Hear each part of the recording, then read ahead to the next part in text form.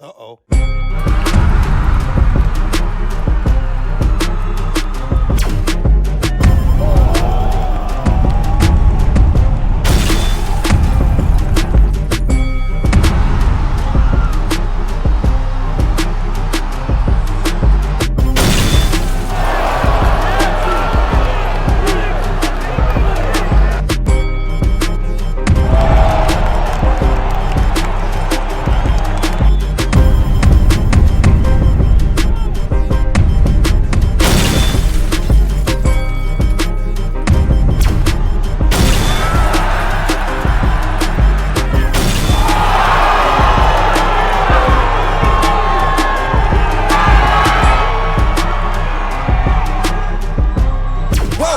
Motherfucking relay. We're covering today's top boxing news. Okay, we'll start with this. What was Rafael Espinoza's demolition job of Eduardo Vasquez on the co-main of Inouye's fight this past Sunday?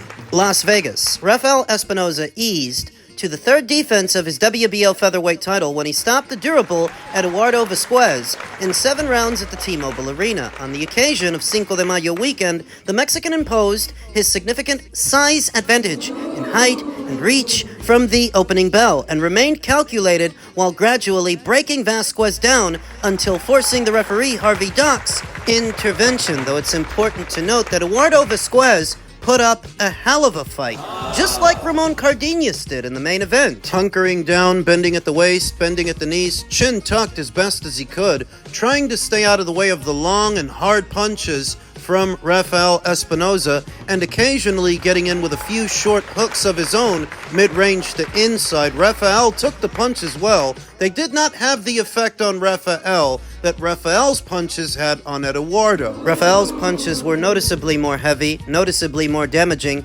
especially when he ripped uppercuts up the middle, a particularly important punch for a tall fighter to throw against a shorter fighter that's going to try to catch the straight punches on the arms and gloves on the way in, chin tucked and hunkering down, in line for a big uppercut. Thus, Rafael Espinoza let go of a few of those. The stoppage had been threatened as early as the 4th, when the 31-year-old Espinoza responded to Vasquez's aggression with a display of power of his own. He responded similarly to further aggression in the 5th, but with even more spite, and thereafter dictated the tempo against his increasingly tiring challenger before Doc showed sound judgment to intervene. Yeah, Harvey Doc had to save Eduardo Vasquez from himself, another guy who was too tough for his own good. They're fighting on the same card as Naoya Inoue. You can tell that Rafael Espinoza, like many featherweights, aspires to one day get Inoue in the ring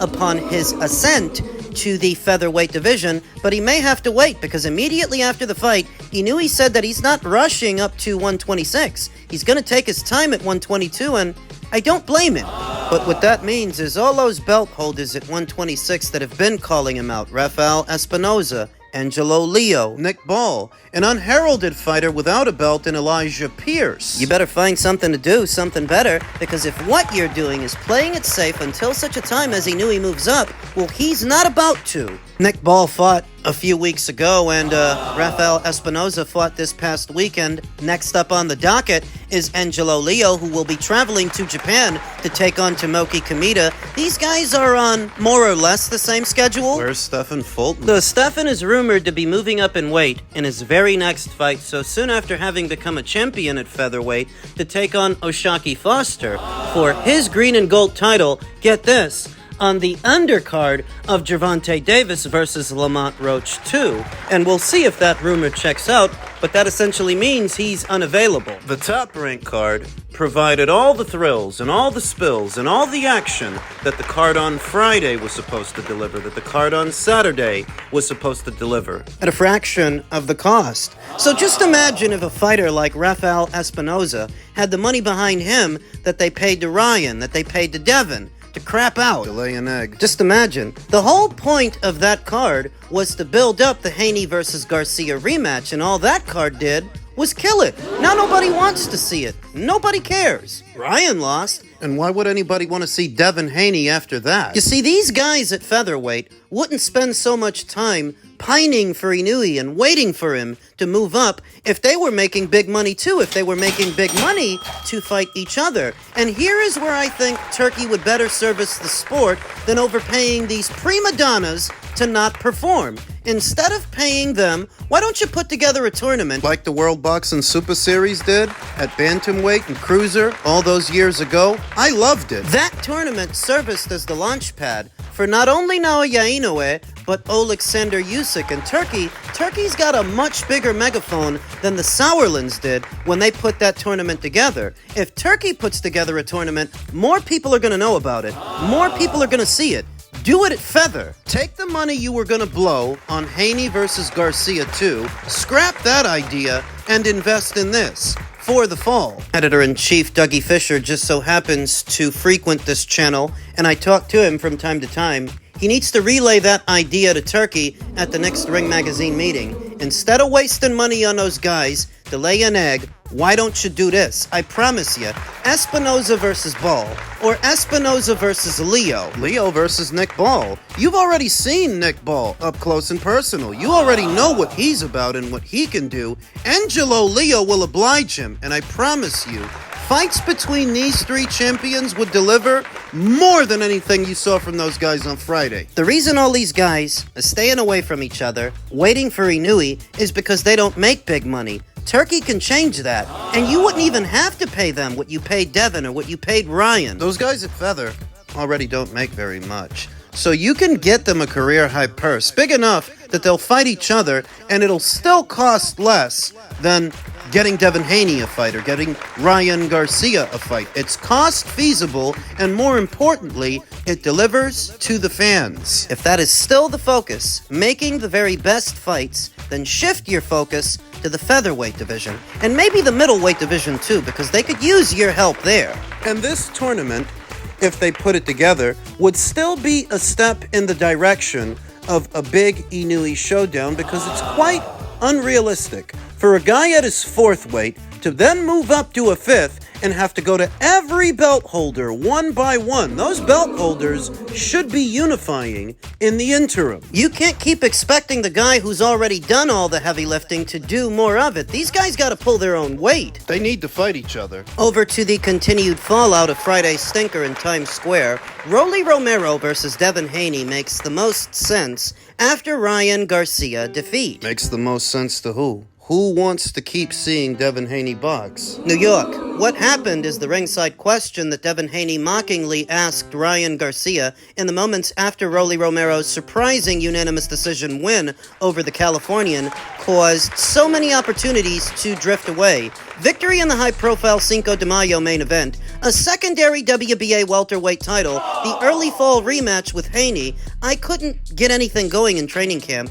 I just felt weird, Garcia said afterwards. It was one of those things. I couldn't get progressive sharpness in the ring. Nothing clicked. Well, nothing's going to without your Bane Venom. The low-key Romero, 17-2 with 13 knockouts, embraced the sport's simple lessons, including the one he repeated in victory. Never hook with a hooker, he said. Romero let loose a hook of his own, slamming Garcia's head and dropping him. He never threw another hook, Romero said. After winning by scores of 115-112 on two judges' scorecards and 118-109 on another, the one time he opened up, I cracked him. Some people would look at that and call it karma. Some people.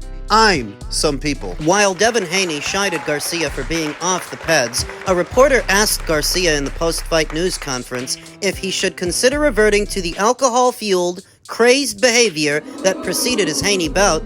Yeah, tequila helps you knock guys out, right? So does aspirin. Too bad you didn't have any on Friday. Humble in defeat, Garcia said his diminished showing at the oddly paced and tightly enclosed Times Square venue was tied to a weird feeling of not feeling effectively prepared. Rolly was, and he was fighting at the same venue as you. At the end of the day, that's no excuse, because whatever you were subject to, so was he. But he won, and you didn't. After starting camp with Canelo Alvarez's longtime trainer, Eddie Reynoso, Garcia had to depart when Reynoso remained allegiant to Alvarez for his preparation of Saturday's undisputed super middleweight title fight in Saudi, bringing Garcia to reunite with Derek James. once Trainer of the Year several years ago. Not so much now. I told you, Eddie had to make an executive decision, because if he tried to train all four guys, Canelo, Jaime, Ryan, and Teofimo, who were boxing on the same weekend, he would have spread himself thin.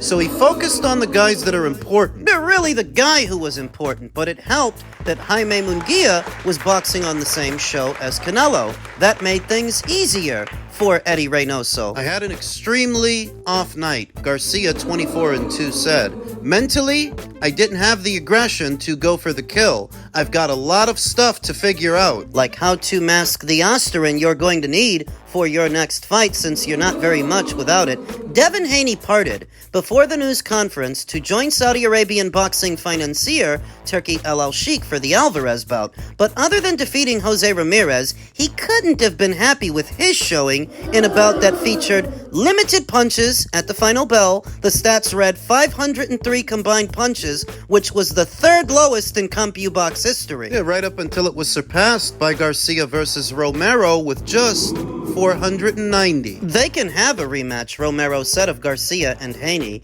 They already had it planned. Why am I going to get in the way of that? I don't care what happens next. I only care about a nice vacation. There are a lot of fights that can get made, Romero said. Teofimo Lopez weighed in afterwards, saying champions are revealed by how they fare after a loss. Even though Haney's was a no contest, do you come back and look impressive, or do you fight like Devin Haney did? Lopez asked after defeating top-ranked contender Arnold Barboza by way of a unanimous decision. Romero stirred the pot too, contrasting the importance of his victory on the historic card with Haney's dull showing. Did he just run?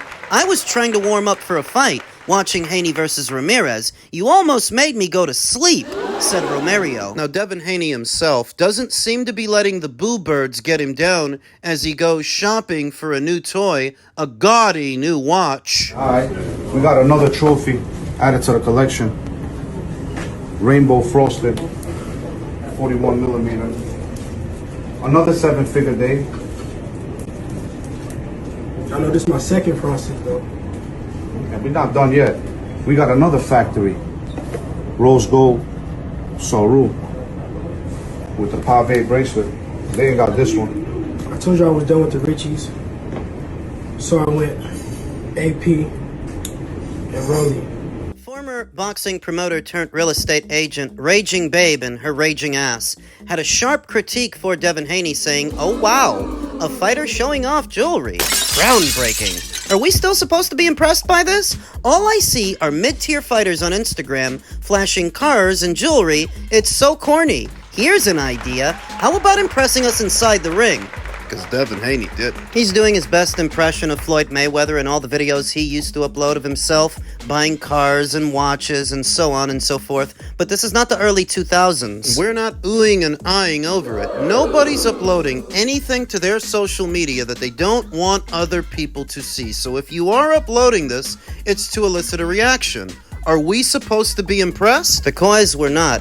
And you should be worried that you were rendered so timid, so gun-shy, more than usual, by Jose Ramirez of all people, a slow-footed plotter. I don't want to hear whether or not the Osterin was contamination or intentional. Fact of the matter remains is the damage is done. Devin at 147, where he ain't bigger than everybody like he was at 135, doesn't stand a chance. Boots destroys him. Brian Norman decapitates him. Barrios beats the shit out of him. If he can't make 140 or 135 no more, he's going to be finding himself in these catchweight fights versus other fucking tweeners. But 147, Devin Haney doesn't stand a chance. What the caller said rings true. Ryan may be a cheater, and that's all well and good, but that doesn't improve Devin's chances as a welterweight where he won't have a size advantage or enough power to get these guys off of him. Whether it's Jaron Ennis or Brian Norman, Devin's pillow fists and his lack of output, a lack of confidence. If you didn't want to let your hands go with Jose Ramirez, you're gonna let him go with Brian Norman?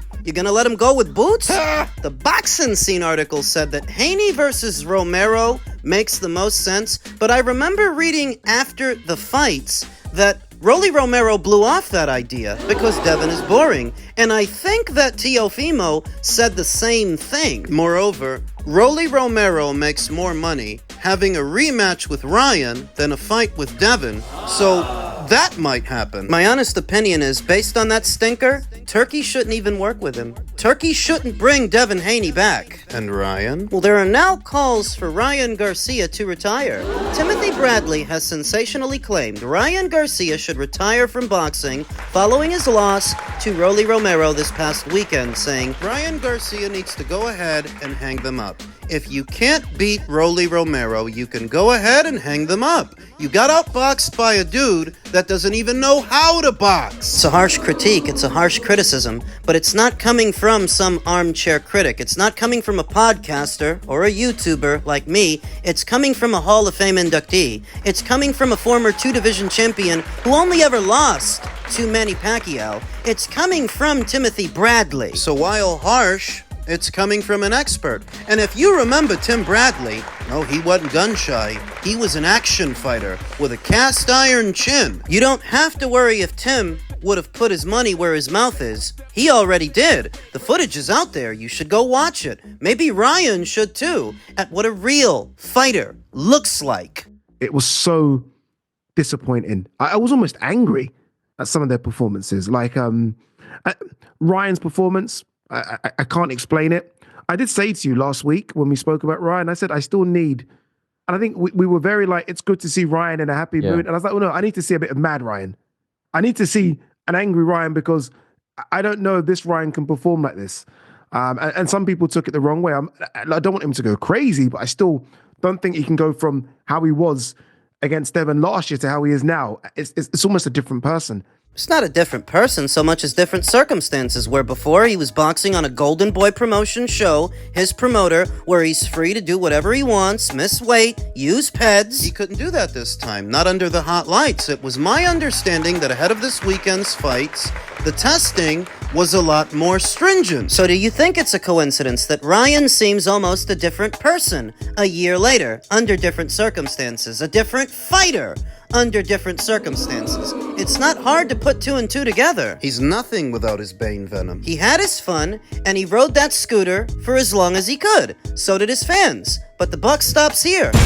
And would you believe that there are still people that are trying to defend Ryan Garcia when the truth is right in front of them? It's right in their face. They just don't want to believe it because they bought into the hype. They're still trying to legitimize his victory over Devin Haney. One guy left me a goddamn essay. I have an old saying for stuff like that in my village. The truth is simple through and through, whereas bullshit takes a lot longer to explain. You expect me to read all of that when Ryan already tested positive for Oscar, and he already looked like shit without it, that I'm supposed to read this novel you wrote me? Give me a break. It's not enough that you guys are gullible and stupid. You expect me to be gullible and stupid too?